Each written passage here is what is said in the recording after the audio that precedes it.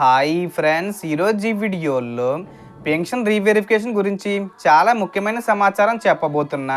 ఒకవేళ మీకు నోటిఫికేషన్ రాకపోతే మీ పెన్షను ఏమవుతుందో చాలామంది డౌట్ పడుతున్నారు కదా. అందుకే పూర్తిగా క్లారిటీగా చెబుతాను.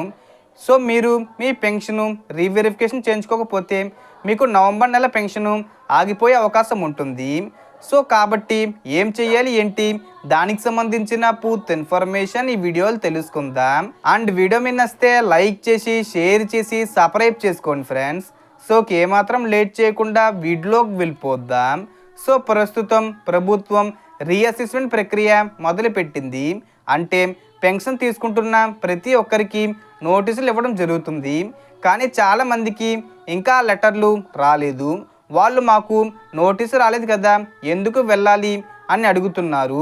అయితే ప్రభుత్వం స్పష్టంగా చెబుతుంది, మీకు నోటీసు రాకపోయినా మీ సచివాలయంకు వెళ్ళి నేను పెన్షన్ తీసుకుంటున్నాను, నా పేరు మీద ఏదైనా నోటిఫికేషన్ వచ్చిందా అని చెప్పి అడగాలి. సచివాలయం వాళ్ళు మీ పేరు, పెన్షన్ ఐడి చెక్ చేసి ఏదైనా నోటీసు ఉంటే వెంటనే చెబుతారు. వాళ్ళు సూచించిన ఏరియా హాస్పిటల్ లేదా రిమ్స్ హాస్పిటల్కి వెళ్ళి వైద్య పరీక్ష చేయించుకోవాలి. పరీక్ష పూర్తయిన తర్వాత ప్రభుత్వం మీ ఆరోగ్య స్థితిని, వికలాంగ పర్సంటేజ్ని నమోదు చేస్తుంది. ఆ తర్వాత మీ పెన్షను 3 సంవత్సరాల పాటు ఎటువంటి ఇబ్బంది లేకుండా కొనసాగుతుంది.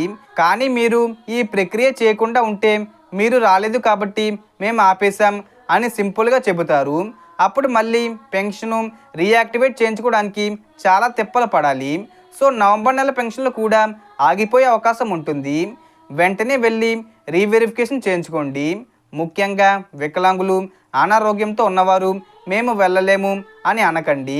ఏదో విధంగా ప్రూవ్ చేసుకోవడం తప్పనిసరి.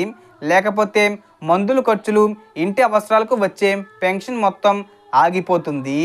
సో మొత్తం ఇన్ఫర్మేషన్ ఇది ఫ్రెండ్స్. మీకు ఈ వీడియో నచ్చితే లైక్ చేయండి, షేర్ చేయండి అండ్ సబ్స్క్రైబ్ చేసుకోండి. Thanks for watching.